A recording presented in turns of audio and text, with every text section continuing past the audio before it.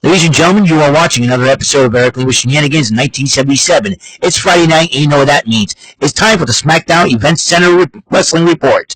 And now, here's your host of the Event Center Wrestling Reports of SmackDown, now a 3-hour show on the USA Network, Mr. Eric M. Lima. Thank you very much, Mr. Announcer, sir. Well, hello there, everyone. Welcome to yet another episode of Eric Lima Shenanigans of 1977.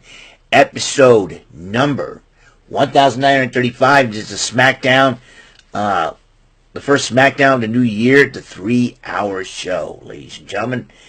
And a lot has gone down. This is also the precursor to the Raw to Netflix. You know, as you know, there's a lot of stuff going down, and a lot of stuff just went happen here. You know, in 3 hours, anything could be possible. Lots of opportunity. TV time, who knows what's in store. Cody Rhodes kicked off SmackDown to address the crowd in Phoenix, Arizona, and was about to talk about Kevin Owens, and then Drew McIntyre interrupts and says he wants to help Rhodes. But Cody Rhodes sees right through him and said, listen, I'll put the title on the line. But then Drew McIntyre decided, well, McIntyre says, Cody, you should listen to my advice. You should watch your back. And Kevin Owens attacks him from behind.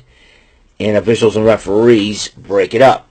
First matchup for the new year on first SmackDown of the new year. Andrade going up against United States Champion Shinsuke Nakamura in a non-title match. Excuse me. In a non-title matchup. And Shinsuke Nakamura ends up winning the matchup. My back's a little itchy, sorry. But then LA Knight comes out to attack Shinsuke Nakamura after the match.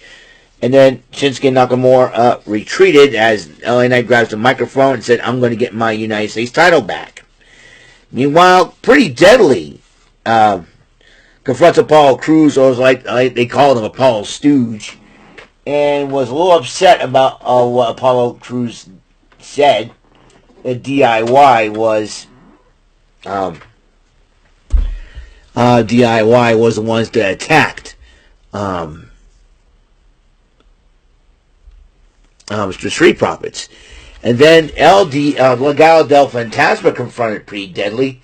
I was like, are they going to become the good guys? Because I'll tell you one thing right now. And they just ticked off Los Garza, and that's what happened. Los Garza was a little upset.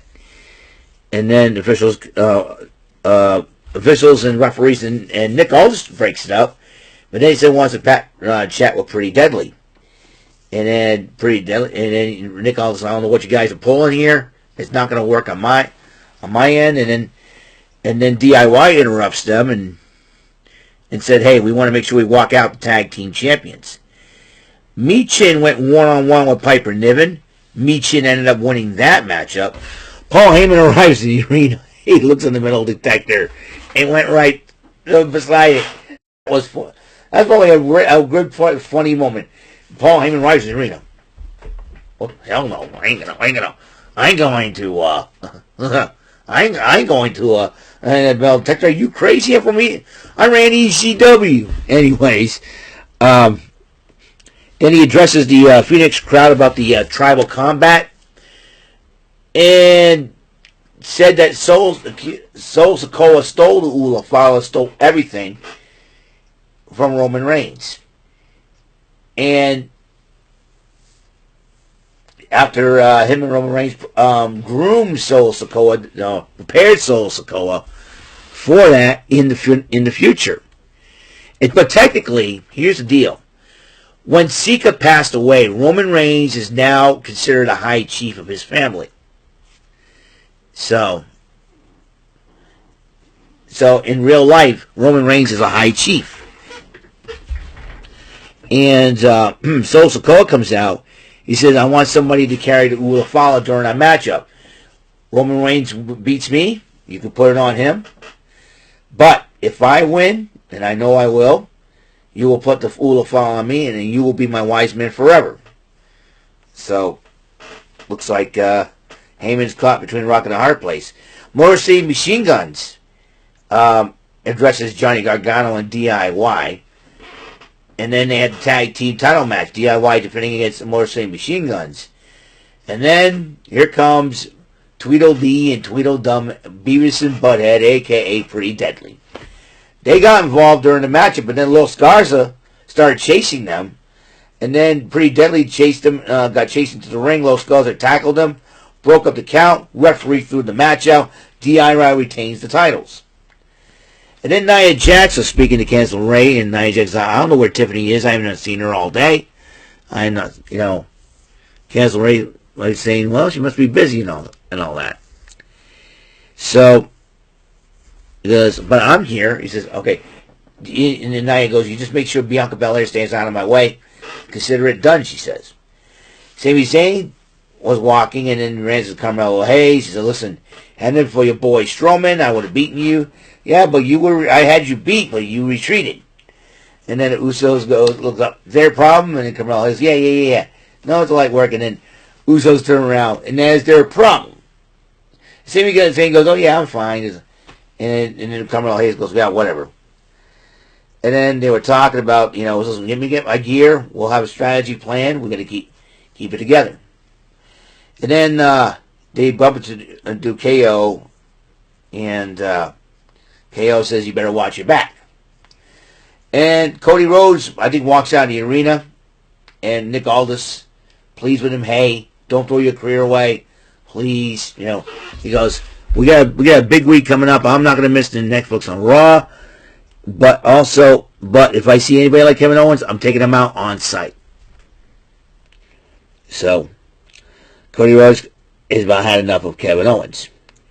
Well, women's title match happened. Nia Jax defending against Naomi. Candice LeRae got involved, but Bianca Belair decided to brawl with her.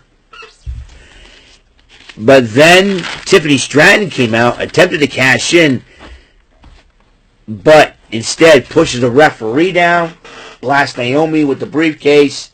While the referee wasn't looking, he was occupied with Candice LeRae. Nia Jax took advantage of the situation, ended up hitting the Annihilator, 1, 2, 3. Nia Jax retains the title. And then Nia Jax attacked Bianca Belair after the matchup. And then Tiffany Stratton felt okay. But this was a shocker. I thought Tiffany Stratton was going to join in. All right. Tiffany Stratton ends up first. Nia Jax blasts Bianca Belair. When Nia Jax went to go up against the Annihilator to eliminate Bianca Belair, Tiffany Stratton blasts her with the briefcase. Fans went nuts, which I didn't expect. And then Candice LeRae's like, "What are you doing?" She kicks Candice LeRae, throws her out of the ring. And then she's watching at ringside while Bianca Belair hits Nia Jax with the KOD. You would figure, okay, you would figure, what's going on, right? And then Tiffany Stratton grabs Bianca Belair, throws her out of the ring, looks at the referee, he says, now I'm cashing in. She's cashing the Money in the Bank. Lillian Garcia is now on SmackDown, announce it. Referee rang the bell. Tiffany Stratton comes up, hits the prettiest moonsault ever. 1, 2, 3. Another successful cash in, because we got ourselves a new WWE Women's Champion in Miss Tiffy time, Tiffany Stratton. And Michael Mabard here, if you're watching this video, my friend, well, I hate to say it, but Tiffany Stratton is now the WWE Women's Champion, brother. And if you're planning on live reacting to Monday Night Raw on Netflix this coming Monday, we'll have a chat about this, aren't we? We'll have a chat about this, man, because I'll tell you what, Tiffany Stratton, I don't know when the heck she was going to cash in. Who would have thought the first SmackDown the new year, we start off the new year with a new Women's Champion. Tiffany Stratton, congratulations. And Jacob Fatu addresses the Tribal Combat matchup. Byron Saxton interviews LA Knight. LA Knight was finished talking to Nick Aldis. LA Knight explained himself why he attacked Shinsuke Nakamura. He's getting his rematch next week for the United States title.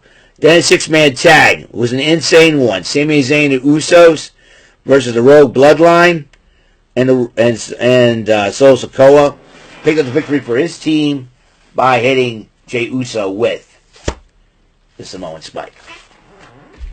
Well, ladies and gentlemen, once again, we have a new WWE Women's Champion in Tiffany Stratton. Congratulations to Tiffany Stratton, new champ. That's all the time we have on the show. Thank you for tuning in. Episode 1935. Tomorrow we got Card Sharks and Collision. Until then, until next episode comes rolling around, Mr. Announcer, take us home. That is all for today's episode. This is your announcer speaking for Eric Lima Shenanigans of 1977. A Big Beefy E, doing for Bob Saget Productions, and in association with a Raven Bofa Telepictures and Distribution. Thank you for watching today's episode. Tune in next time for another episode of Eric Lima Shenanigans of 1977. Goodbye for now.